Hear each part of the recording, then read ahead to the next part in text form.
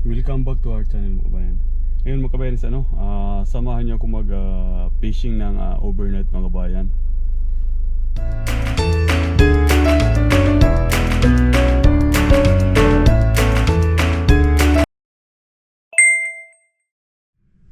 Yan mga kabayan, dito na tayo sa sa ating pagpipishingan mga kabayan. Kasi ngayon mga kabayan, ang gagawin natin is dito na rin ako matutulog pag habang naghihintay ng high tide. Tapos meron din naman tayong mga kabayan baon Parang na rin to camping na rin to mga kabayan. Ito meron tayong baon na makakain. Tapos ready na rin tayo sa meron din tayong jacket dyan na in case na maging malamig mamaya mga kabayan. Kasi nga ngayon is kahit summer dito mga kabayan sa Ireland is malamig pa rin. Kaya sa kagandahan dito magpipishing dito mga kabayan, dahil andito nga lang tayo sa sa tulay. Kaya hindi nakakatamad magfishing dahil hindi na tayo maglalakad, hindi katulad ng iba nating sa fishing spot na kailangan pang lakarin.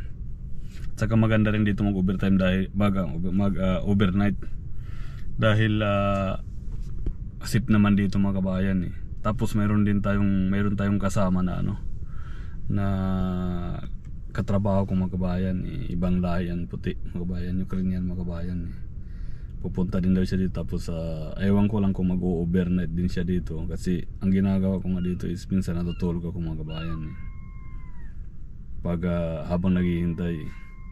Meron na nga din mga nagpipishing mga kabayan Meron dyan mga nasasakyan Yan mga kabayan ang ating ito ang ating fishing spot mga kabayan. Yun may nagpipishing na doon. Iwan ko lang kung anong lahi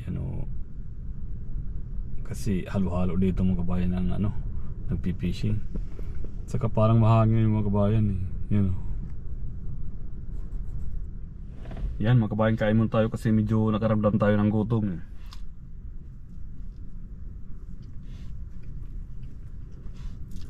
Ito lang binabao lang natin mga kabayan, yung ready to eat na Kasi hanggang bukas pa tayo ng umaga uwi mga kabayan, habang naghihintay ng high tide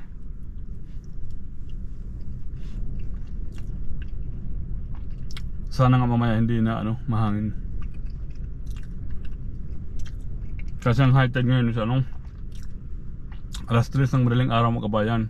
Ang oras pa lang ngayon is mag alas 9 ng gabi.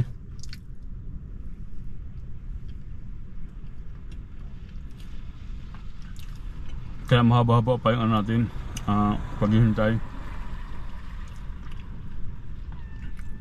Tapos minsan ang ginagawa ko mga kabayan bago ako umuwi, umiidlip muna ako para at least safe ka sa pagdadrive.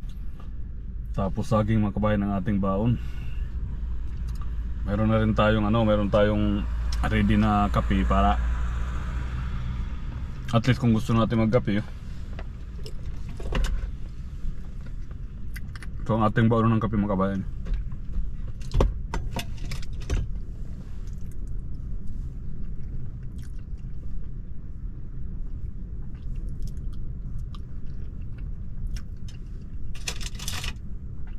Tapos pag natutulog ako mga kabayan, itong upuan, inaano ko lang, pinapahiga ginagano ko ito mga kabayan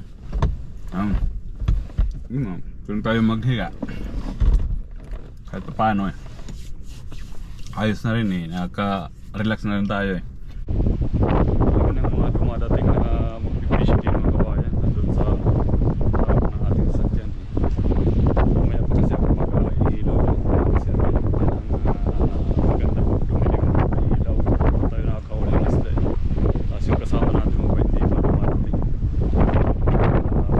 nagagawin tayo ng konti mga kabayan para at least may kasama na rin exercise ang hangin lang yun, ang hangin lakas ng hangin, sana mamaya mawalang hangin.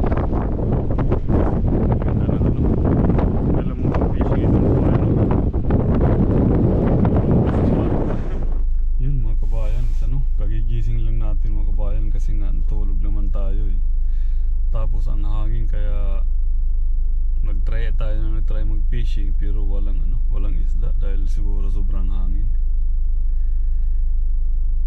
Napakahangin, walang isda na tayong nahuli ng zero. Tama tayo ngayon mga kabayan, zero.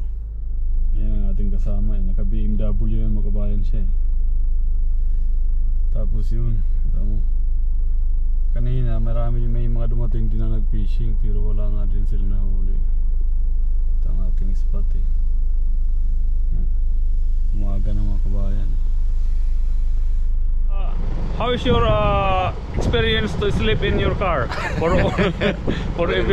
For overnight. A lot of cuts of nothing. Lots of fish, yeah. So very good experience. Very good experience, yeah. We'll try again next time. First time, yeah, for overnight. For the night time, yeah. See. Yan mga kabayan ang ating yun ang ating kasama mag-fishing dito sa area dahil napakahilig yan nila din ng mga Ukrainian mag-fishing mga kabayan. Yun lang muna ang ating update sa ating fishing dito sa Ireland mga kabayan. Thank you for watching mga kabayan.